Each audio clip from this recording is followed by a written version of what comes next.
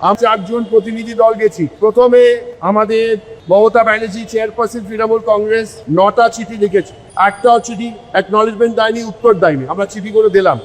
আমরা এটাও বললাম মিস্টার মোদি আর মিস্টার শাহ চিঠি লিখলে আপনি তো নিশ্চয়ই উত্তর দিতেন। এই গেল 1 নম্বর। 2 নম্বর, আমাদের পুরো ফ্যাকচুয়ালি ছিল ছবি দিয়ে সবাইকে ট্রান্সফার করছো আর কাকে কাকে করে রাখছো। আমরা উদাহরণ দিয়ে এক্সাম্পল দিয়েছি, 8-6টা উদাহরণ দিয়ে এসব বিজেপির লোক ওখানে বসাচ্ছে। তারপরে আমরা বললাম ওকেও ট্রান্সফার করে দাও।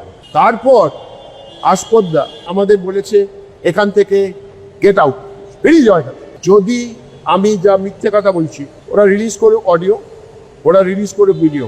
Listen to this, EC straight talk to Trinamool Congress. তার মানে EC spoke to us. This time elections will be Bengal, in West Bengal will be fear free, violence free, inducement free, without any chappa booth jamming. এটা কে পাঠিয়েছে? এটা chief election commissioner মিডিয়াকে পাঠিয়েছে কি পাঠায়নি? চোর, you are a criminal.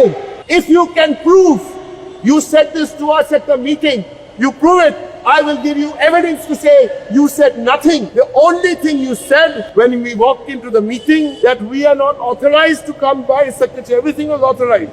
The only thing you said after we spoke is get out. Manish Kumar, তুমি কার সাথে টাকা খেলছো জানো না? এটা মমতা ব্যানার্জি, অভিষেক ব্যানার্জি, তৃণমূল কংগ্রেস। আমি শুধু ভাবি যে এরা কেমন। কেউ বাইরে বেরিয়ে এসে বলছেন আমাকে আঙুল দেখিয়েছেন, কেউ বাইরে বেরিয়ে এসে বলছেন আমাকে অপমান করেছেন, আবার ইনি বললেন গেট আউট বলে দিয়েছেন জ্ঞানেশ কুমার। মানে এগুলো বাইরে বলতে লজ্জা লাগে না? এই যে আপনাদের নেত্রী রোজি বলছেন লজ্জা করে না, তো আপনাদের এইসব বাইরে বলতে লজ্জা করে না যে ওখানে যাচ্ছেন আর ওই ধমক খেয়ে চলে আসছেন? গেট আউট মানে তো খুবই বাজে কথা। তো গেট আউট বলেছেন জ্ঞানেশ কুমার, বেরিয়ে যান বলেছেন। ইস! তবে দর্শক, এই ডেরেক যেভাবে কথা এখানে বললেন মিডিয়ার সামনে, উনি এই টাইপেরই, এইভাবেই কথা বলেন। তো উনি যেভাবে এখানে বলছেন নিশ্চয়ই ওখানেও এইভাবেই বলতে গেছিলেন। তো এইভাবে কথা বললে তো যে কোনো মানুষই তো গেট আউট বলবেন। আমি তো দর্শক কোথাও মনে করি, কারণ ওটা একটা অফিস, নির্বাচন কমিশনের ওটা একটা অফিস, এবং যার কাছে ওনারা গিয়েছিলেন 4 জন, 4 জনের ছবি আমি দেখছিলাম দর্শক। 4 জন, এই যে ডেরেক, সাগরিকা, মেনকা গুরুস্বামী যিনি নতুন MP হয়েছেন, আর সাকেত যিনি 50 লাখ টাকার একটা মানহানি কেসে সাজা পেয়েছেন না, সেই সাকেত গোখলে। সব এক একটা রত্ন। তো ওনারা গিয়েছিলেন যে মমতা ব্যানার্জি অনেক সব চিঠি দিয়েছেন, 9টা চিঠি কেন উত্তর দিচ্ছেন না, এই টাইপের কিছু বলতে গিয়েছিলেন। কিন্তু বলতে গিয়ে আর কি বলেছেন তার মধ্যে দেখুন, নিজেরা কিন্তু বলেওছেন এখানে যে যদি মোদি অমিত শাহ দিতেন তাহলে। তো এইভাবে কথা বললে একজন মুখ্য নির্বাচন কমিশনার, তার সামনে যদি এই রকম কথা কলতলায় ঝগড়ার মতো করার চেষ্টা করেন, বলার চেষ্টা করেন, তো উনি ওই পদে থাকা ব্যক্তি কী করবেন? ঠিকই তো করেছেন। শুধু গেট আউট বলেছেন।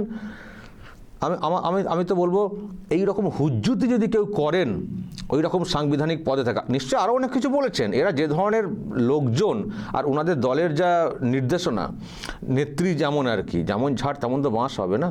তো ওনারা ওই রকমই মিসবিহেভ কিছু একটা করেছেন ওখানে, তো করাতে ক্ষিপ্ত হয়েছেন।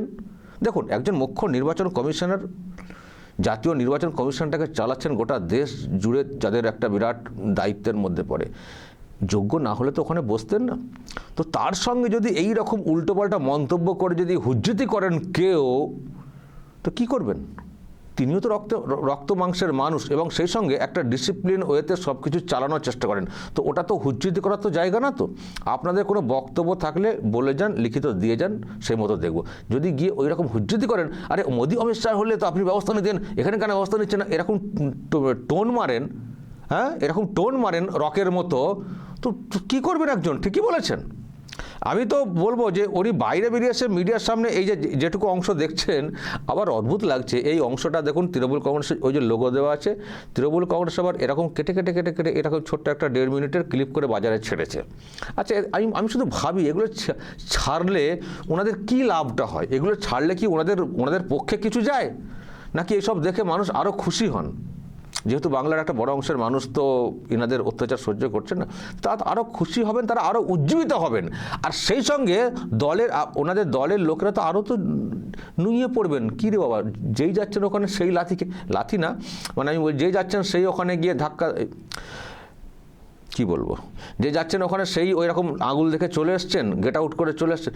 তো তাহলে কিন্তু কোনো জায়গায় পাত্তাই পাওয়া যাচ্ছে না, এখানে পাত্তা পাওয়া যাচ্ছে না, ওখানে পাত্তা পাওয়া যাচ্ছে না, মুখ্যমন্ত্রী চিঠি দিচ্ছেন একটার পর একটা চিঠি, কোনো উত্তর নেই, তাহলে কিছুই তো পাত্তা দিচ্ছেন না। তবে সবচেয়ে বড় কথা, সুপ্রিম কোর্টে ছোটাছুটি হলো, সেখানেও পাত্তা পাওয়া গেল না।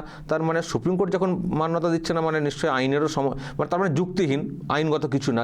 তো এইসব যত দেখবেন শুনবেন, আপনার দলের যারা আছেন নিচে, তাদের মধ্যে কনফিডেন্স ব্যাপারটা থাকবে, নাকি তারাও আশাহত হয়ে আশাহীন হয়ে তারাও সরে পড়বেন, দূর বাবা এ তো কোনো যুক্তি নেই, এই নেই, যে মানে কমিশনে গেলেও মানে শুধু লাথিটাই বেরিয়ে যাচ্ছে মুখ দিয়ে, কেন কে জানে। কমিশনে গেলেও এরকম ঝটকা খাচ্ছেন, আবার আইনের দরজাতে গিয়েও কোনো মান্যতা পাওয়া যাচ্ছে না, তাহলে আমরা কী ভরসাতে লড়বো? এটা আরও তো নিচেতলায় যারা আছেন এই ভোটের মুখে, সব তো হতাশ নিরাশ হয়ে পড়বেন। আমি জানি না কী করে ওনারা এইগুলোকে আবার নতুন করে টেলিকাস্ট করছেন প্রচারের আলোয় আনার জন্য। ওনারা কী ভাবছেন, এইসব হলে মানুষ গর্জে উঠবেন? মানুষের ক্যাঁচকলা সাধারণ মানুষের কী বয়ে গেছে, বরং তারা খুশি হবেন যে আনাড়িপোড়া করতে গেছেন। দেখুন, রাজ্যের মানুষ তো বুঝতে পেরেছেন না যে প্রথমত ইনি এসআইআরকে বন্ধ করতে চেয়েছিলেন, ক্ষমতা নিয়ে আটকাতে পারেননি। এমন একটা সময় এসআইআরটাকে মানলেন, মানে করতে দিতে বাধ্য হলেন, যার পরে এসআইআর এবং তারপরে ঠিকঠাক কোঅপারেট করা হলো না, এর জন্য অনেক বৈধ ভোটার তারা বাদ পড়ে গেলেন, তারা এবার ভোট দিতে পারবেন না। ফলে এবং এই নিয়ে তো মানুষের মনে অনেক তো প্রশ্ন রয়েছে না, অনেক প্রশ্ন রয়েছে। ফলে মানুষ ক্ষুব্ধ, কিন্তু এই তৃণমূল কংগ্রেসের প্রতি ক্ষুব্ধ। তো তারা যখন এইসব দেখেন যে কমিশন এখন ঘাড় ধাক্কা দিয়েছে, এই করেছে, তারা খুশি হবেন, তারা আরও উজ্জীবিত হবেন, তারা আপনাদের বিরুদ্ধে আরও বলতে শুরু করবেন। এই যে ভিডিও দেখবেন, নিচেতে কমেন্ট সব দেখবেন কী ধরনের কমেন্ট আসছে। দর্শক, আপনাদের কী কমেন্ট আছে করে দিন তো, যেটা বলার। এইসব করলে আমি জানি না কেন এরকম করছেন, দিশারা হয়ে গেছেন, ভাবছেন এইসব মানে নেগেটিভ ব্যাপারটা আমাদের ক্ষেত্রে খুব পজিটিভ ব্যাপার হয়ে যাবে। না, এটা আরও নেগেটিভ হয়ে যাচ্ছে, আপনারা সেই যেটার জন্য করছেন, সিম্প্যাথি আদায়ের জন্য করছেন। তো এইসব দেখালে একটু সিম্প্যাথি হবে, মানুষের সিম্প্যাথি হবে না। যখন কোনো মানুষের প্রতি রাগ হয়ে যাবে না, তখন তার ক্ষেত্রে যদি নেগেটিভ কিছু হয়, সেটাকে মানুষ বেশি এনজয় করেন, বরং চান যে ঠিক আছে, বুঝো তো, ঠিক আছে, এরকম দাঁত টিপে বলেন ঠিক আছে।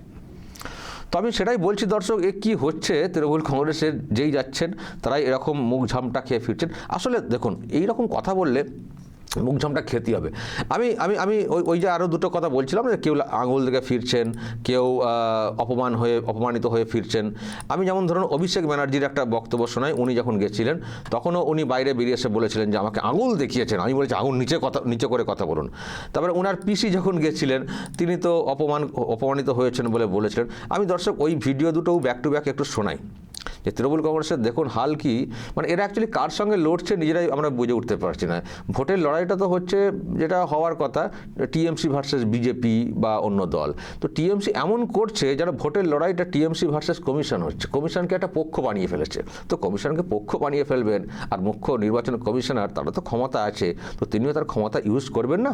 তবে তিনি ক্ষমতা কোথায় ইউজ করছেন, আপনাদের মতো মিস ইউজ করছেন না, তিনি সুষ্ঠু এবং অবাধ নির্বাচনের জন্য যেটা করার সেটা করছেন। সেই জন্য এটাকে বদলে দিচ্ছে, যাকে সরানো সরিয়ে দিচ্ছে। আর সেটা নিয়ে যদি আপনাদের দিদি ওই রিকোয়েস্ট করে চিঠি লেখেন বা গরম দেখে চিঠি লেখেন, কেন বদলানো হবে, এসব শোনেন নাকি? এতদিন গরম করেছেন, তিনিও তো একটু গরমের ভাবটা দেখাবেন তো আইনগত দিক দিয়ে, বুঝুন ঠেলা এবার।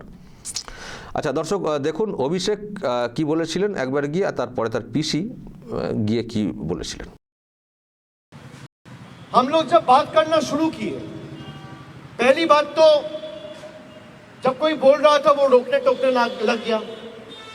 He started losing his temper, मेरे तरफ उंगली उठाने लग गया। फिर मैंने बोला you are nominated, I am elected, आपका उंगली नीचे करके बात करिए। मेरे तरफ उंगली उठाने लग गया। फिर मैंने बोला you are nominated, I am elected, आपका उंगली नीचे करके बात करिए। तो हम उसको बॉयकॉट करके चलाया, हम लोगों को अपमान किया है, असम्मान किया है, ह्यूमिलिएट किया है। I have not seen this type of election commission. He is very arrogant. Mood लेके बोला है, हाँ, मूड लेके बोला है, मिजाज से जानबूझ के इतना खराब बिहेव हम लोगों के साथ किया है। व्यवहार खराब किया। कई बार किया है। हम लोगों को सम्मान किया है, हम लोगों को इंसल्ट किया है, इसी के लिए हम लोगों ने उसको बॉयकॉट करके चलाया मीटिंग। এইসব যেই যান ওখান থেকে ধাক্কা খেয়ে চলে আসেন। অভিষেক আবার বলছেন আমি আবার বলেছি আগুনটা নিচে নামিয়ে কথা বলুন, তারপরে দেখুন নিজেই চলে এসছেন নিচে নেমে। ওনার কথা শুনে যে আগুন নামিয়ে নিয়েছেন এরকম কোনো কনফার্ম কিছু ব্যাপার স্যাপার নেই, নিজে বেরিয়ে চলে এসেছিলেন। মানে এইরকম হুজ্জতি ওনারা করেন, তো কেন উনি সহ্য করবেন? মমতা ব্যানার্জি ওখানে আগেও দেখেছেন ওনার মেয়ে জামাইয়ের পদোন্নতি অমক তমক কি ডিএম বানাতে হবে নাকি, এরকম উল্টোপাল্টা ব্যক্তিগত আক্রমণ। এই অভিষেক ব্যক্তিগত আক্রমণ, সব ব্যক্তিগত আক্রমণ। আরে উনি তার পদে বসে রয়েছেন, আপনাদের কি আছে মানে প্রশাসনিক সাংবিধানিক ব্যাপার নিয়ে কথা বলুন না। ব্যক্তিগত আক্রমণ কেন করেন? মেয়ে জামায় তাদের কি নিজস্ব করে যোগ্যতা নেই নিজের জায়গায় পৌঁছানো? সবই কি নিজেদের মতো করে ভাবেন নাকি? হ্যাঁ, আপনার ভাইপোতে একবার লিখলেন কি তার ডিগ্রি, তারপর আপনি সেই ডিগ্রি দেখতে পায় না। আপনি তো কি জর্জিয়া ইউনিভার্সিটি থেকে পিএইচডি করে এসেছেন বলে পরে মানে তখন আগে শুনেছিলাম, পরে দেখলাম কই এখন আর সেটা শুনতে পায় না। সবাইকে নিজেদের মতো করে মনে করেন নাকি? হ্যাঁ, তো এইসব করবেন, হুজ্জুতি করবেন, ভাবছেন ওটা আর কি কালীঘাটের পাঠশালা, যেমন করি যাকে তাকে যা খুশি তেমনই করবো, এসব সহ্য হয় নাকি? তো ওখানে গিয়ে ওনারা সব হুজ্জুতি করতে যান, ব্যাস পাল্টা ধাক্কা। দর্শক বলবেন এ ধাক্কা কি ধাক্কা? অবশ্যই দর্শক মতামত রাখবেন, যা বলার বলবেন এবং নজর রাখবেন আরামবাগ টিভিতে।